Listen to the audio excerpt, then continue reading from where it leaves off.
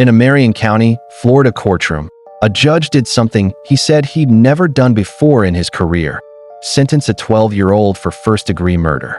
Christopher Atkins was just 12 years old when he and two other teenagers committed execution-style killings of 3 teens in Ocklawaha, Florida. Now 15, he stood quietly before Judge Robert Hodges, accepting responsibility for crimes that would send him to prison for the next 40 years. The victims were 16-year-old Layla Silvernail, 17-year-old Hodo Jr., and 16-year-old Camille Quarles. Between March 30th and April 1st, 2023, their bodies were found discarded in different locations around Ocklawaha. Layla Silvernail was found lying near a dumpster with a gunshot wound to her head, barely alive, and later died at the hospital. Hodo Jr., who was also shot in the head, was discovered along the side of the road. A teenager walking to school the next morning stumbled upon his body. Camille Quarles, who was shot 2 times, was found dead in the trunk of Layla Silvernail's partially submerged vehicle. Investigators said the 3 boys and the other 3 teenagers robbed a man when he was trying to buy a gun from them.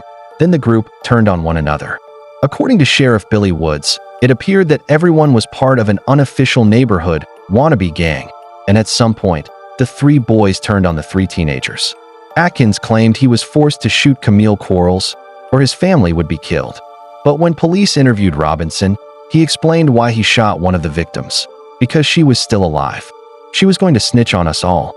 We was all going to go to jail for life. The courtroom during Atkins' sentencing was filled with the families of the victims, many sobbing as they shared their pain. Atkins' defense team tried to paint a picture of a troubled child. A counselor testified he had elevated levels of lead in his blood and was known by family members to be easily manipulated and a little bit slow, to the audible groans of the victims' loved ones in the audience. The judge sentenced Atkins to serve 40 years, with 798 days credit for time served, citing his young age as the biggest factor in his decision as the victim's family sobbed. Due to his age, his sentence will be eligible for review after 25 years. The other 2 defendants didn't fare as well. Taj Bruton, who was 16 at the time, and Robert Robinson, who was 17, were both sentenced to life in prison. Christopher Atkins will be 55 years old before he's even eligible to have his sentence reviewed. 3 families are left to mourn children who will never graduate, never marry, never become parents.